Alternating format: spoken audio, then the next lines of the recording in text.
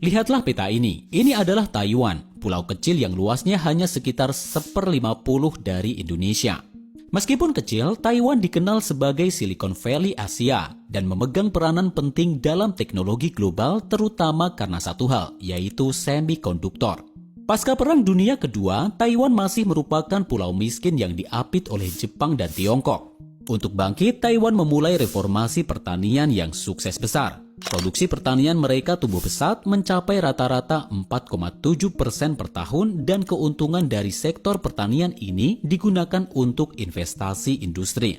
Hasilnya, antara 1960 hingga 1980, ekonomi Taiwan tumbuh rata-rata 9% per tahun. Taiwan kemudian memutuskan untuk beralih dari perekonomian berbasis pertanian kepada industri. Awalnya mereka memproduksi barang yang sederhana seperti peralatan rumah tangga, pakaian, dan sepatu.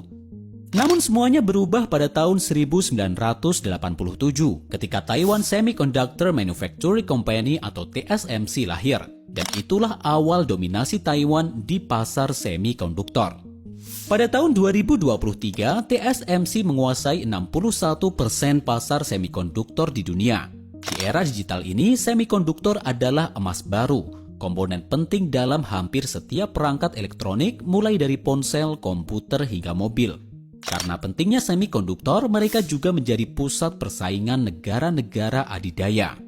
Pada Mei 2019, pemerintah Amerika Serikat melarang semua perusahaan domestik menggunakan produk Huawei. Mencurigai perusahaan ini melakukan aktivitas mata-mata. Larangan ini memukul Tiongkok dan Taiwan, karena pendapatan Huawei anjlok hingga 69% pada tahun 2022 dan TSMC kehilangan salah satu pelanggan terbesarnya.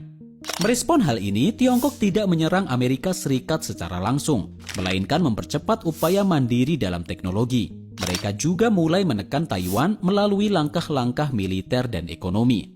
Selama 40 tahun terakhir, Taiwan mendukung industri teknologinya dengan menyediakan listrik, air, lahan, dan insentif pajak bagi perusahaan.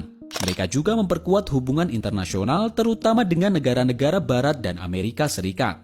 Pada Februari lalu, Taiwan dan Amerika Serikat menandatangani perjanjian kerjasama internasional yang tidak hanya memperkuat posisi Taiwan dalam rantai pasokan global, tetapi juga memastikan dukungan sekutu jika terjadi ketegangan politik. Namun ada pertanyaan yang tersisa, apakah Taiwan terlalu bergantung pada semikonduktor?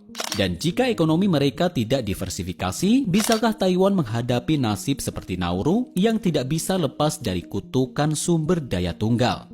Dan jika Anda ingin tahu lebih lanjut tentang investasi keuangan, ekonomi, dan kripto, Anda dapat bergabung dengan grup 5 Menit Kripto. Klik link di sini agar kita dapat berdiskusi bersama. Terima kasih.